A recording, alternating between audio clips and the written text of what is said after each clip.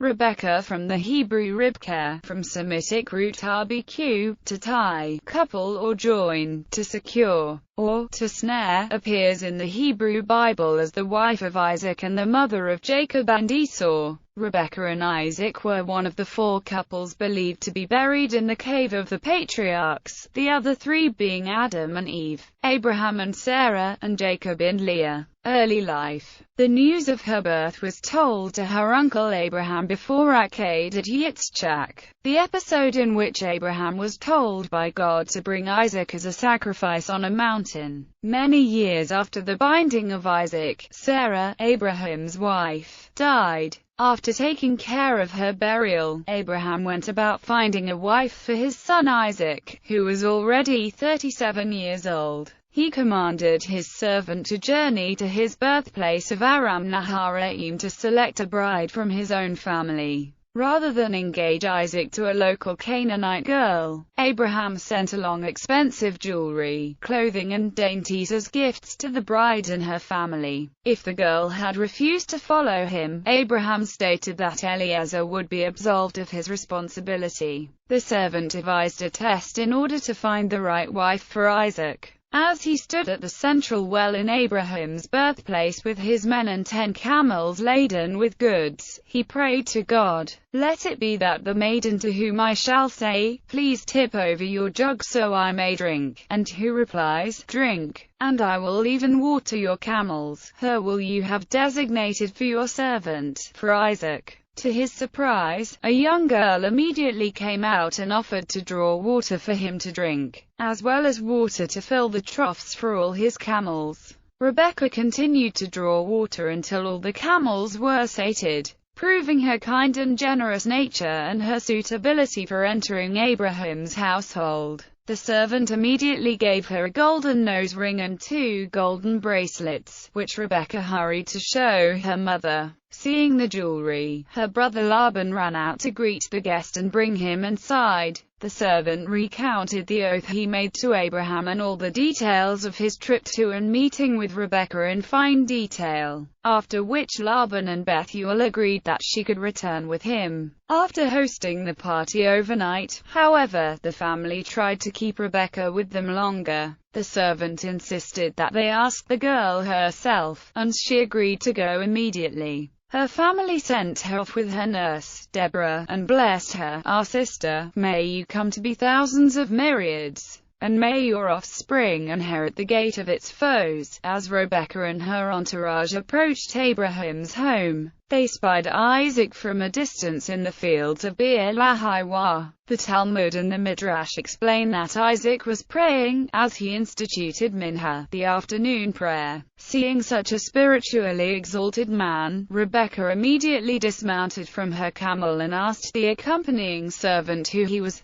When she heard that this was her future husband, she modestly covered herself with a veil. Isaac brought her into the tent of his mother Sarah, married her, and loved her. According to Rashi, the 3 miracles that characterized Sarah's tent while she was alive, and that disappeared with her death, reappeared when Rebekah entered the tent. These were: a lamp burned in her tent from Shabbat Eve to Shabbat Eve, there was a blessing in her dough, and a cloud hovered over her tent. Wedding allusions. Some of the events leading up to the marriage of Isaac and Rebekah have been institutionalized in the traditional Jewish wedding ceremony. Before the bride and bridegroom stand under the chuppah, they participate in a special ceremony called Badaken. The bridegroom is led to the bride by 2 escorts and, seeing her, covers her face with a veil, similar to the way Rebekah covered her face before marrying Isaac. Then the bridegroom recites the same blessing over the bride that Rebekah's family recited over her, "Our sister, may you come to be thousands of myriads, and may your offspring inherit the gate of its foes." Marriage and motherhood. According to the traditional counting cited by Rashi, Isaac was 27 years old at the time of the binding of Isaac. Sarah, who gave birth to Isaac when she was 90, died after the binding when she was 127 years old, making Isaac around 37 at that time. News of Rebekah's birth reached Abraham when he was 85 years old, 15 years before Isaac was born. Isaac was 40 years old when he married Rebekah. 20 years elapsed before they had children.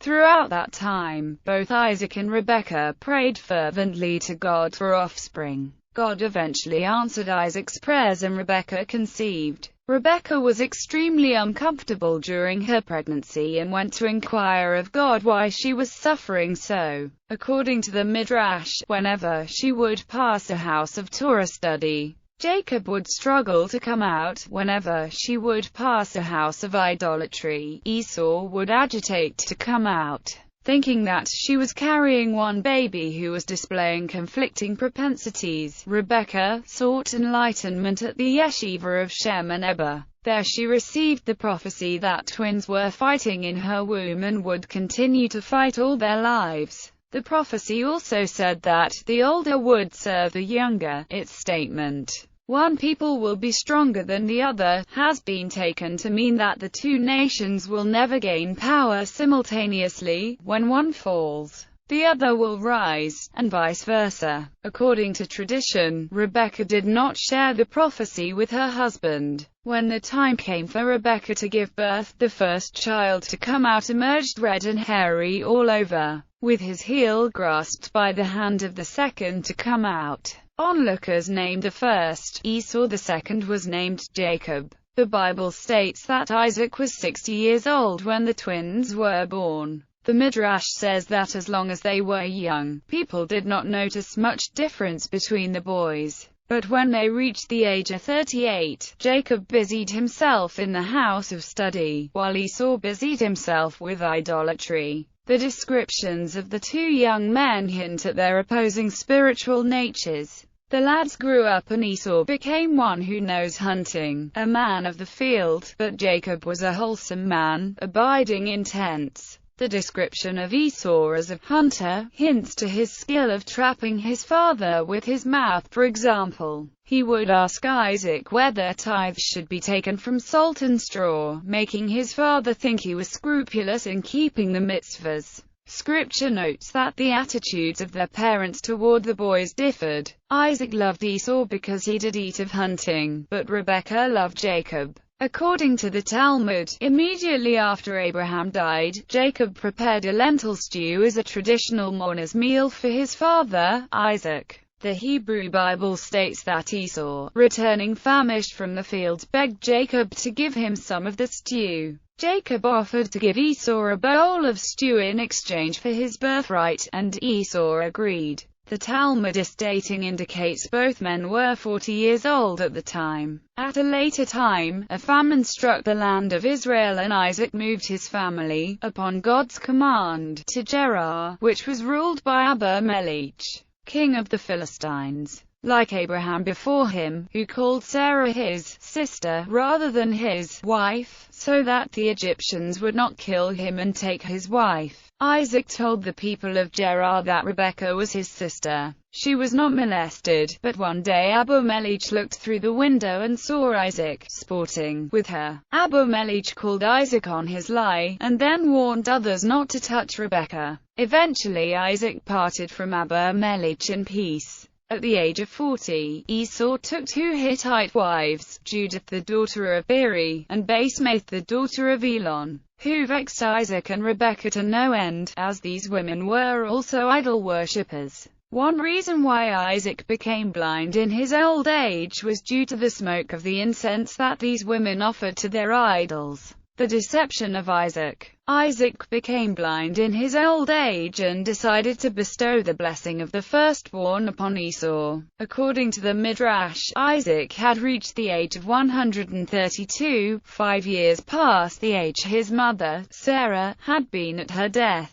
According to Genesis, Isaac had reached the age of 180. At this time, the sages state that one should begin to think he might not exceed the age of whichever parent died first. Isaac therefore sent Esau out to the fields to trap and cook a piece of savory game for him, so that he could eat it and bless Esau before he died. Rebekah overheard this conversation and realized that Isaac's blessings should go to Jacob. Since she was told before the twins' birth that the older son would serve the younger, she therefore ordered Jacob to bring her 2 goats from the flock, which she cooked in the way Isaac loved, and had him bring them to his father in place of Esau. When Jacob protested that his father would recognize the deception and curse him as soon as he felt him, since Esau was hairy and Jacob smooth-skinned, Rebekah said that the curse would be on her instead. Before she sent Jacob to his father, she dressed him in Esau's garments and laid goat skins on his arms and neck to simulate hairy skin. Thus disguised, Jacob entered his father's room. Surprised to perceive that Esau was back so soon, Isaac asked how it could be that the hunt went so quickly. Jacob responded,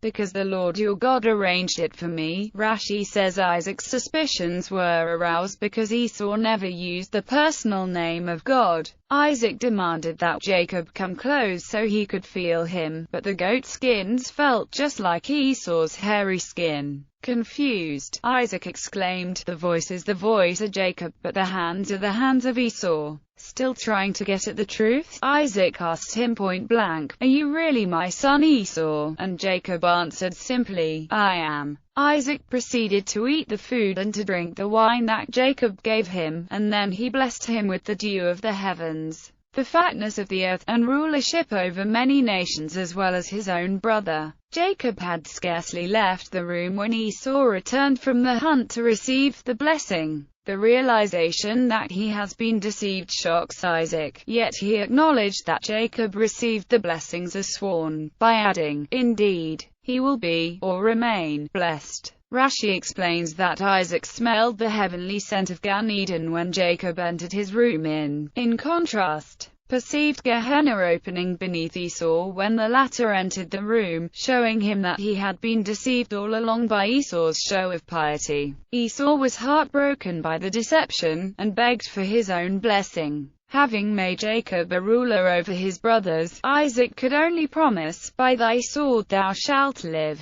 and shalt serve thy brother. Yet it shall come to pass when thou shalt have the dominion, that thou shalt cast off his yoke from off thy neck." Esau was filled with hatred toward Jacob for taking away both his birthright and his blessing. He vowed to himself to kill Jacob as soon as Isaac died. Here again, Rebekah prophetically perceived his murderous intentions and ordered Jacob to travel to her brother Laban's house in Haran, until Esau's anger subsided. She then convinced Isaac to send Jacob away, by telling him that she despaired of him marrying a local girl from the idol-worshipping families of Canaan. After Isaac sent Jacob away to find a wife, Esau realized that his own Canaanite wives were evil in his father's eyes, and he took a daughter of Isaac's half-brother Ishmael as another wife. Death and burial. Jacob lived with Laban for 20 years, marrying Laban's 2 daughters and 2 maidservants.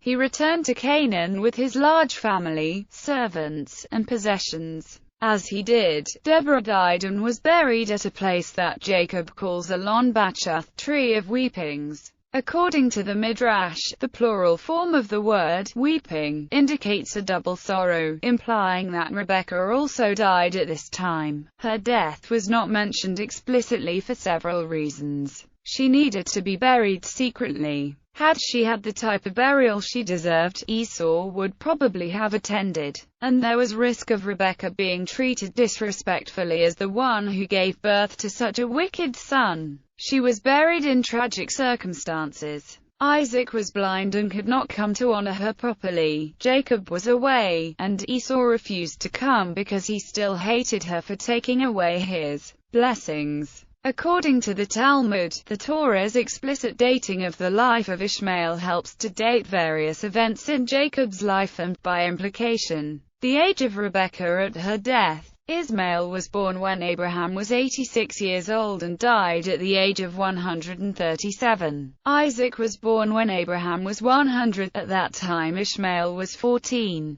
Jacob and Esau were born when Isaac was 60. At that time Ishmael was 74. Right after Jacob receives the blessings and flees to Laban, the Torah states that Esau married Mahalat, the daughter of Ishmael, son of Abraham, sister of Nebaioth, on which Rashi, quoting Megillah 17a, notes that Ishmael died between the engagement and wedding, so the girl's brother gave her away. If Ishmael was 137 at the time of his death, this means that Jacob and Esau were 63 at the time of the blessings. The Talmud adds that Jacob spent 39 years in the yeshiva of Shem and Eber before proceeding to Laban, arriving when he was 77. Rebekah's death after Jacob's 20 years with Laban indicates that Jacob was 72 when his mother died and Rebekah was either 120 or 134. Family tree.